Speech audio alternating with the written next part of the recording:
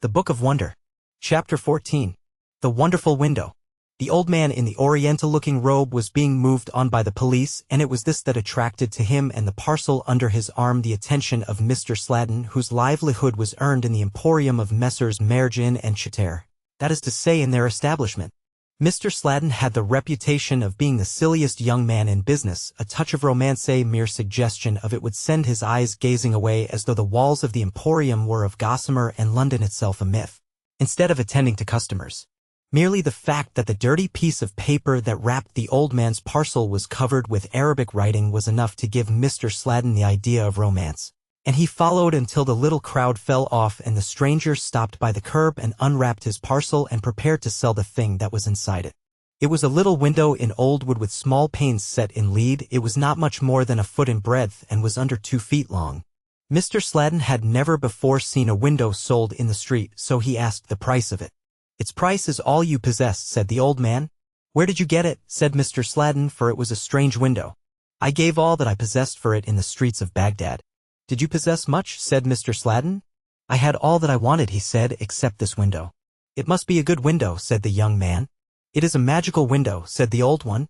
"I have only 10 shillings on me, but I have 15 and 6 at home." The old man thought for a while. "Then 25 and 6 is the price of the window," he said. It was only when the bargain was completed and the 10 shillings paid and the strange old man was coming for his 15 and 6 and to fit the magical window into his only room that it occurred to Mr. Sladen's mind that he did not want a window. And then they were at the door of the house in which he rented a room, and it seemed too late to explain. The stranger demanded privacy when he fitted up the window, so Mr. Sladen remained outside the door at the top of a little flight of creaky stairs. He heard no sound of hammering. And presently the strange old man came out with his faded yellow robe and his great beard and his eyes on far-off places. "It is finished," he said, and he and the young man parted. And whether he remained a spot of color and an anachronism in London, or whether he ever came again to Baghdad, and what dark hands kept on the circulation of his 25 and 6, Mr. Sladen never knew. Mr. Sladen entered the bare-boarded room in which he slept and spent all his indoor hours between closing time and the hour at which Messrs. Mergin and Chater commenced. To the penates of so dingy a room his neat frock coat must have been a continual wonder. Mr. Sladen took it off and folded it carefully, and there was the old man's window rather high up in the wall.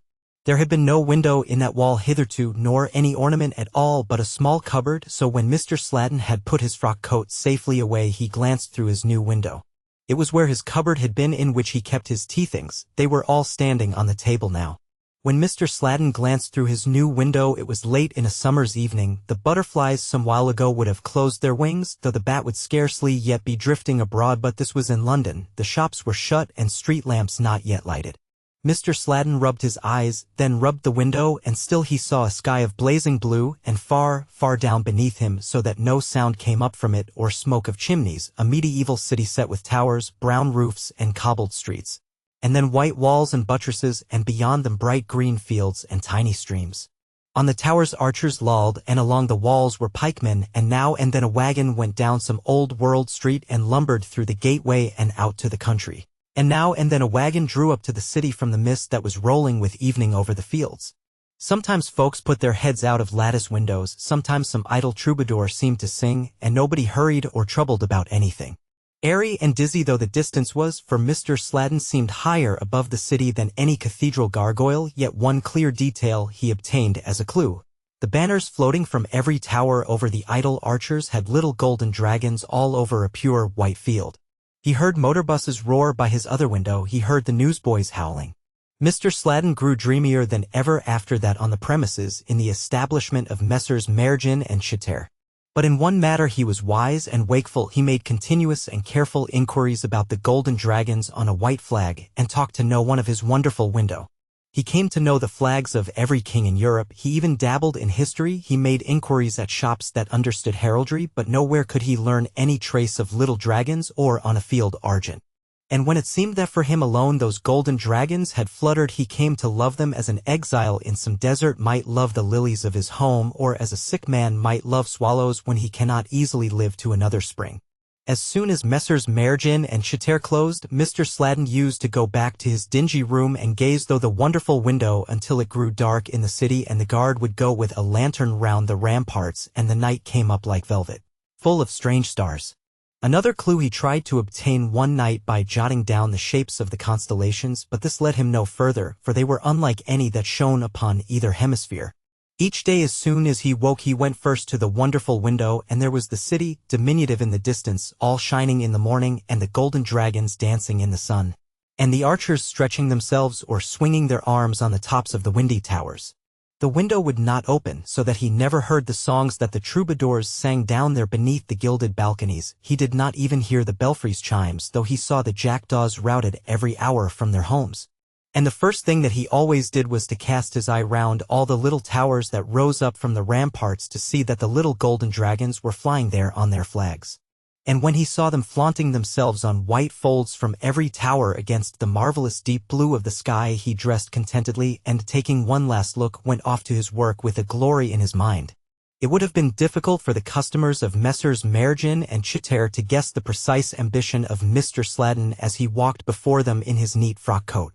It was that he might be a man-at-arms or an archer in order to fight for the little golden dragons that flew on a white flag for an unknown king in an inaccessible city.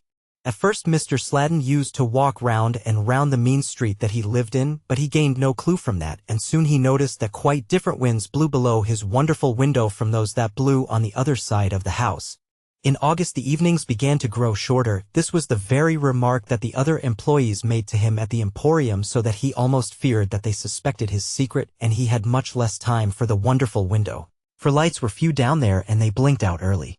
One morning late in August, just before he went to business, Mr. Sladen saw a company of pikemen running down the cobbled road towards the gateway of the medieval city. Golden Dragon City he used to call it alone in his own mind, but he never spoke of it to anyone. The next thing that he noticed was that the archers were handling round bundles of arrows in addition to the quivers which they wore. Heads were thrust out of windows more than usual. A woman ran out and called some children indoors. A knight rode down the street, and then more pikemen appeared along the walls, and all the jackdaws were in the air. In the street no troubadour sang. Mr. Sladen took one look along the towers to see that the flags were flying, and all the golden dragons were streaming in the wind. Then he had to go to business. He took a bus back that evening and ran upstairs.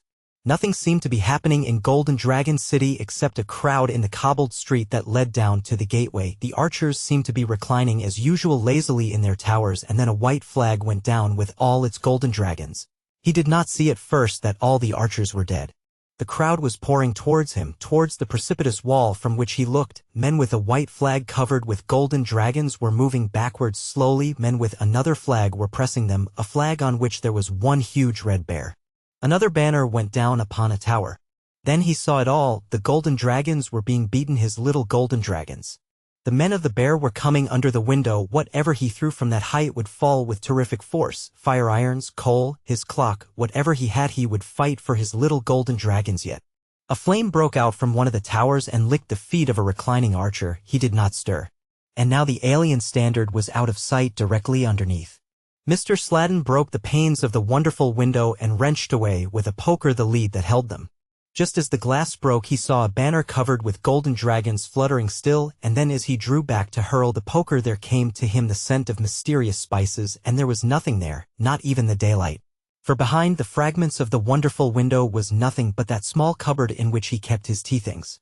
And though Mr. Sladen is older now and knows more of the world and even has a business of his own, he has never been able to buy such another window, and has not ever since, either from books or men, heard any rumor at all of Golden Dragon City.